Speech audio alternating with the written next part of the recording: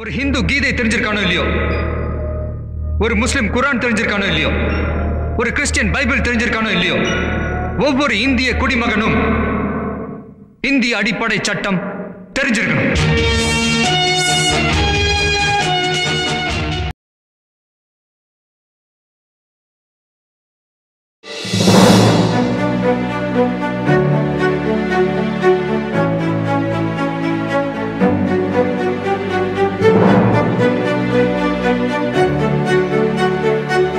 வணக்கம், நான் உங்கள் வழக்கறிஞர் சரவணன் பேசுகிறேன்.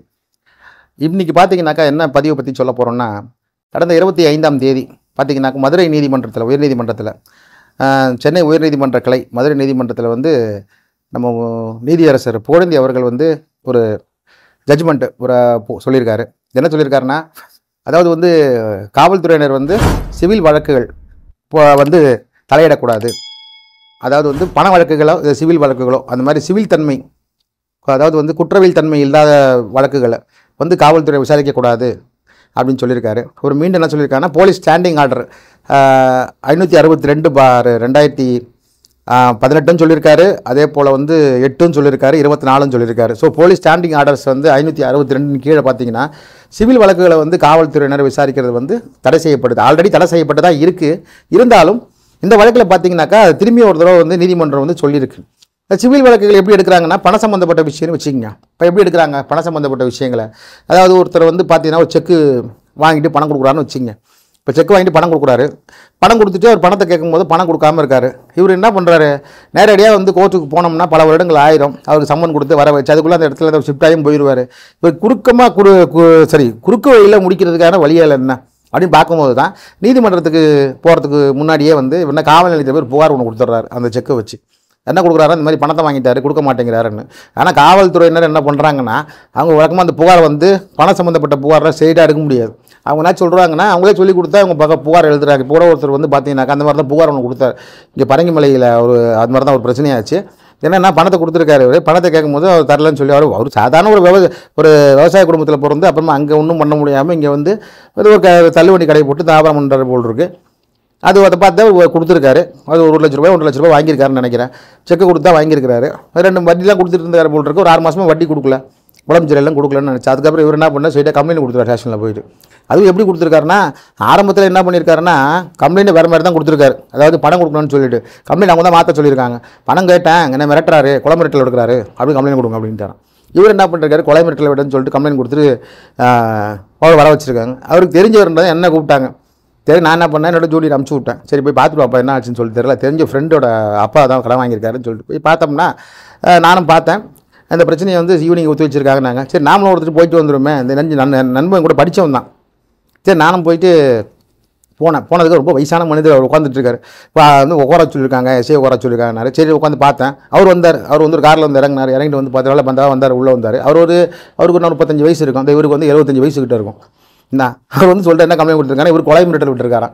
நான் பார்த்தேன் அந்த டிசைனை உட்காந்து போய் இதில் கேட்டேன், என்னங்க அநியாயமாக இருக்குது, இவர் இருக்கிற நிலைமை என்ன, இவருக்கு நிலைமை என்ன, இவர் இருக்கிற நிலைமைக்கும் இவர் 25 வயசு உதவி போய் இவளை போய் கொலை மிரட்டல் விட்டார்னாக்கா நாங்கள் பண்ணுறதுனா எனக்கு தெரியாது, கம்ப்ளைண்ட் அப்படி தான் வந்துருக்குது, நாங்கள் லீகல் ஆக்ஷன் எடுக்கணுன்றாங்க. இதில் பார்த்தீங்கன்னா அது புகார் என்னவோ சரி, என்ன பணம் சம்மந்தப்பட்டது தான். ஆனால் புகார் எந்த மாதிரி இருக்குதுன்னு பார்த்துக்குங்க. அதாவது அது சம்மந்தமே இல்லாமல் இவர் அவரை மிரட்டினான்னு, இவரை மிரட்டினாலும் ஓரளவுக்கு லாஜிக் இருக்குது. ஆனால் இவர் அவரை மிரட்டியிருக்காரு அப்படின்றாரு.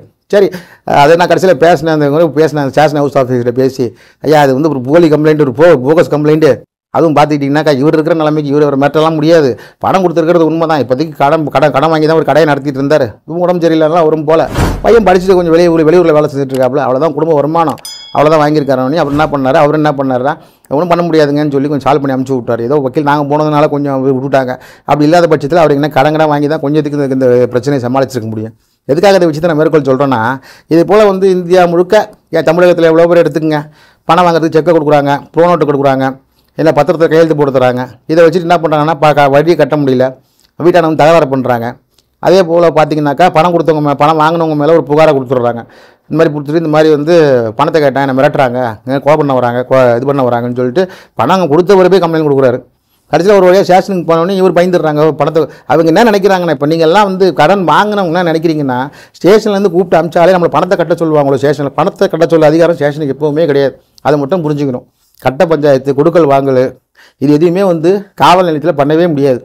ஏன்னா காவல் நிலையத்தை பொறுத்த வரைக்கும் குற்றவியல் வழக்குகளும் டிராஃபிக் வழக்குகளும் அது இதர சம்மந்தப்பட்ட வழக்குகள் தான் இருக்கும், லேண்ட் ஆர்டர் சம்மந்தப்பட்ட வழக்குகள் தான் எடுக்க முடியுமே தவிர பணம் வாங்கி கொடுங்க, பணத்தை கொடுங்கன்னு போய் ஒருத்தர் நிற்க முடியாது. அது வந்து கோர்ட்டு தான், சிவில் கோர்ட்டு தான் முடிவு பண்ணணும். சில நேரத்தில் அபூர்வமாலாம் கிடையாது, இப்போ சாதாரணமாக நடக்குது. அதாவது பணம் கொடுத்தவரே போய் புகார் கொடுத்து இந்த போல் வந்து இவர் பணம் கொடுக்கணும், வெயிட்டாகவே சொல்கிறார் வாங்கி கொடுங்கன்னு, என்ன பேரம் பேசுகிறாங்கன்னு தெரியல, கூப்பிட்டு விசாரிக்கிறாங்க, சீசரை போட்டதை விசாரிக்கிறாங்க, நான் கூப்பிட்றோம் நீங்களே விசாரிச்சு நீங்கள் வாங்கிக்கிங்க அப்படின்றாங்க. சரி, வர்றவங்க என்ன பண்ணுறாங்க, பயந்துடுறாங்க. சரி, ஸ்டேஷன்லாம் போயிட்டா நம்மளை கடை என்ன நினைக்கிறாங்கன்னா, பணம் வாங்கினவங்க என்ன நினைக்கிறாங்கன்னா, இப்படி நம்ம காவல் நிலையத்துக்கு போனால் நம்மளை பணத்தை கொடுக்க சொல்லிவிடுவாங்க, இதுதான் நினைக்கிறாங்க. அப்படி நினைக்க வாய்ப்பே கிடையாது. ஏன்னா ஒரு காவல் நிலையம் போனீங்கன்னா பணம் சம்மந்தப்பட்ட விஷயம் வந்தாலே அது சிவில் மேட்ரு. பணம் சம்மந்தப்பட்ட கொடுக்கல் வாங்கல் வந்தாலே, மோசடி சம்மந்தப்பட்ட விஷயத்தை வேணால் காவல் நிலையம் விசாரிக்கலாம். ஏதோ போர்ஜரியாக கிரியேட் பண்ணி நீங்கள் ஏதாவது வாங்கியிருந்தாலோ அது பண்ணியிருந்தாலோ அது கூட இப்போ பார்த்தீங்கன்னாக்கா அந்த டிஎஸ்பி ஆஃபீஸ்லேயோ இல்லை வந்து கமிஷனர் ஆஃபீஸில் ஏதோ கொடுத்து அது வந்து இது முறைப்படி போகுது. ஸோ அதை எதுக்காக நான் இந்த கதையை சொல்ல வரேன்னா, இந்த மாதிரி செக்கு கொடுத்து வாங்கின விஷயங்களை வந்து அந்த காவல் நிலையத்துக்கு போச்சுன்னா அந்த மாதிரி வந்து பணம் கொடுக்கல் வாங்கல இந்த சிவில் மேட்டர் தானே இது. அதாவது அதைத்தான் இன்றைக்கி வந்து மதுரை நீதிமன்றம் வந்து இன்றைக்கி சொல்லியிருக்கு. அந்த ஜட்ஜ்மெண்ட்டில் என்ன சொல்லியிருக்குன்னா, இந்த மாதிரி பணம் சம்மந்தப்பட்ட விஷயங்களில் வந்து இது வந்து போலீஸ்காரங்க ஆஜராகக்கூடாது.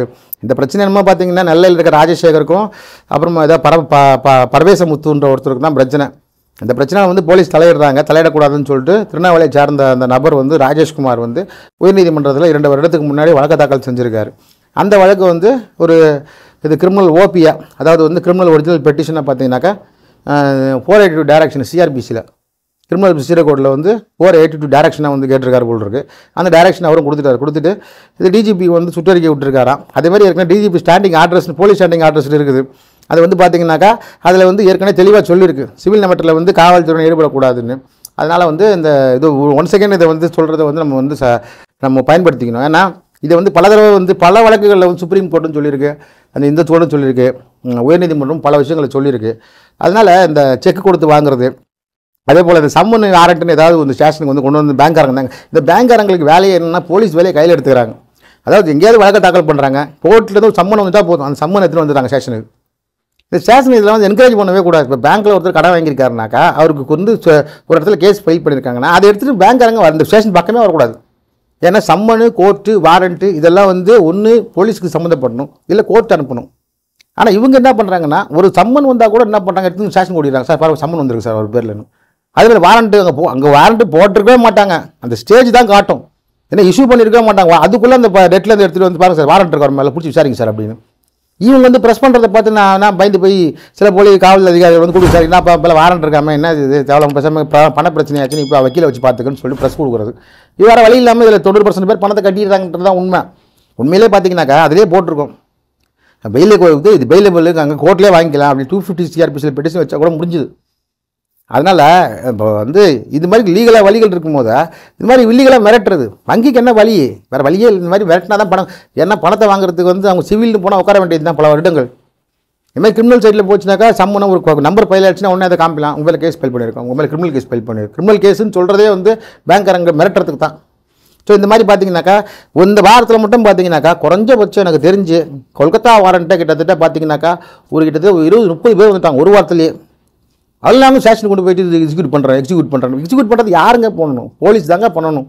எக்ஸிக்யூஷனை போலீஸ் தான் பண்ணணும். ஆனால் எதுக்காக வந்து பேங்க்லேருந்து வரவங்க பண்ணுறாங்க, பேங்க்லேருந்து வர கலெக்ஷன் மேனேஜர் ரெக்வரி மேலே இதில் ஸ்டேஷனில் உட்காந்துட்டு இருக்காங்க. அவன் வாரண்ட் வந்து உட்காந்துடுறாங்க, உட்காந்துட்டு நேரமானாலும் போக மாட்டுறாங்க, அந்த கலெக்ஷனை வாங்கி தான் போகிறாங்க. இப்போ அந்தளவுக்கு வந்து பஞ்சாயத்து பண்ணுற இடமா போயிடுச்சு. இப்போ நானும் பல பேர் சொல்கிறேன், எவ்வளோ பேர் நானும் சொல்ல முடியும், நான் ஒருத்தர் 2 பேர்னா சொல்லலாம். ஒரே இதுவாக வந்து எல்லா இடத்துலையும் வந்து இந்த மாதிரி வாரண்ட் கொண்டு வந்து ஸ்டேஷனில் உட்கார வச்சுட்டு அது எடுத்துகிட்டு வர உங்களுக்கு தகுதியே கிடையாது. முதல்ல அப்படியே வாரண்ட் இருந்தாலும் அந்த மேஜிஸ்ட்ரேட் கோர்ட்டில் தான் வரணும், ஸ்ட்ரைட்டாக ஒரு போலீஸ் ஆஃபீஸர்கிட்ட வந்துடாது. அப்படியே வந்தாலும் அந்த வாரண்ட்டுன்றது அப்படி எக்ஸிக்யூட் பண்ணணும்னா அது பார்த்தா கமிஷன் ஆஃபீஸ் போய்ட்டு என்டர்ஸ் போட்டு டிசி ஆஃபீஸுக்கு வந்து அப்போ ஏசி ஆஃபீஸுக்கு வந்து அதுக்கப்புறம் இன்ஸ்பெக்டர்கிட்ட வந்து இன்ஸ்பெக்டர்லேருந்து கீழே எஸ்ஐகிட்ட வந்து எஸ்ஐபிட்ட தான் வரணும். அப்படி பிடிக்கிறதா இருந்தால் ஒரு தேசிய குற்றம் பண்ணியிருக்கணும், கேபிட்டல் பனிஷ்மெண்ட் குற்றம் பண்ணியிருக்கணும். அந்த மாதிரி குற்றத்தை பண்ணிட்டு தான் அந்த மாதிரி பண்ண முடியும். சும்மா சாதாரணமாலாம் இந்த மாதிரிலாம் பண்ண முடியாது. அதனால் இந்த பொறுத்த வரைக்கும் இந்த தீர்ப்பு வந்து கொஞ்சம் வரவேற்கப்பட்ட தீர்ப்பு, வரவேற்கப்பட வேண்டிய தீர்ப்பு. நீதிபதி புகழேந்தி ஐயா அவர்கள் வந்து ஜஸ்டிஸ் வந்து கொடுத்துருக்க தீர்ப்பு வந்து பார்த்தீங்கன்னாக்கா அப்புறம் என்ன சொல்லியிருக்காருன்னா போலீஸ் வந்து சிவில் மேட்டரில் தலையிடக்கூடாது. இது நிறைய வந்து பேங்க் சம்மந்தமாக தான் இந்த மாதிரி, இல்லைனா வந்து கொடுக்கல் வாங்கல் சம்மந்தமாக தான் வரும். பெரும்பாலும் பாதிக்கப்படுறதுமோ வாங்கினவங்க தான், ஏன்னா கடன் இல்லாதவங்க தான் வாங்குறாங்க, இருக்கிறவங்க கொடுக்குறாங்க. கொடுக்குறவங்க கொஞ்சம் பார்த்து கொடுக்கலாம். இந்த மாதிரி மீட்டர் வட்டி, கந்து வட்டி, என்னதான் சட்டம் போட்டாலும், என்னதான் சட்டம் அமுலில் இருந்தால் கூட அதை யார் மதிக்கிறா? இந்த காலத்தை பொறுத்த வரைக்கும் செய்கிறவன் செஞ்சுட்டு தான் இருக்கான், கந்து வட்டி கட்டுற விட்டுட்டு தான் இருக்கான். அவனை சட்டம் என்ன பண்ணுது? யார் போய் தைரியமாக கம்ப்ளைண்ட் கொடுப்பா? தைரியமாக கம்ப்ளைண்ட் கொடுத்தாலும் எத்தனை பேர் மேலே எஃப்ஐஆர் போடுறாங்க? கந்து வட்டி தலைச்சிட்டு இருக்குது, நிறைய பேர் வந்து கம்ப்ளைண்ட் கொடுக்குறாங்க, ஸ்டேஷனோட முடிஞ்சு போகுது. அது எஃப்ஐஆர் ஸ்டேஜுக்கு போகிறது ரொம்ப கம்மி தான். ஒரு 100-200 கேஸ் கொடுத்தோம்னா 2 கேஸில் எஃப்ஐஆர் போகிறதே பெரிய விஷயம். கந்து வட்டி தலைச்சட்டத்தில் எத்தனை பேர் கந்து வட்டி சட்டத்தில் உள்ள போகிறாங்க? கிடையவே கிடையாது. புகாரோடு நின்று போகுது அந்த வழக்கு. புகாரோடு போகிறாங்க, அங்கேயே காம்ப்ரமைஸ் பண்ணிடுறாங்க. ஏன்னா அது கந்து வட்டி தலைச்சத்தில் போட்டாக்கா அதை அரெஸ்ட் பண்ணணும், பேப்பரில் போடணும், நியூஸ் போடணும், பணம் கொடுக்குற ஒரு இன்ஃப்ளூயன்ஸ் எல்லாம் இருப்பார், அவர் ஏதாவது வச்சு யாராவது வச்சு பணம் பண்ண பார்ப்பாருன்னு சொல்லிட்டு வர்றவங்களே திட்டனிங் பண்ணி அமுச்சு விட்டுறது. இதான் நடக்குது இது வரைக்கும். இப்போ அது இனிமேல்ட்டு வந்து இது வரைக்கும் ஓரளவுக்கு சேனலை கொண்டு வந்துட்டேன். இனிமேல் சப்ஸ்கிரைப் நீங்கள் பண்ணணும்.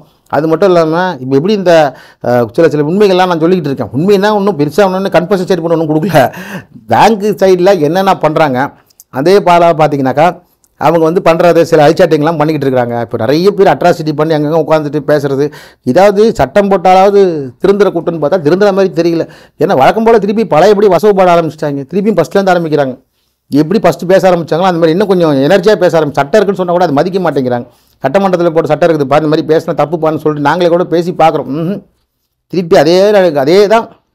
அது பழைய குடி கதை ஒத்தடிங்கிற மாதிரி பழைய வேட்டரை எடுக்கிறாங்க. அதே திட்டது போகிறது வருது. பேங்க்காரங்க திருந்துற மாதிரி தெரியல. இதுக்கு நேரக்கத்த மாதிரி நாமளும் ஒன்றாவோட சேர்ந்து வாழை பழகணுன்ற மாதிரி நம்மளும் அந்த வங்கியரோட அட்ராசிட்டிஸோட சேர்ந்து தான் வாழ்ந்த வாழை பழக்கணும் போல் இருக்குது.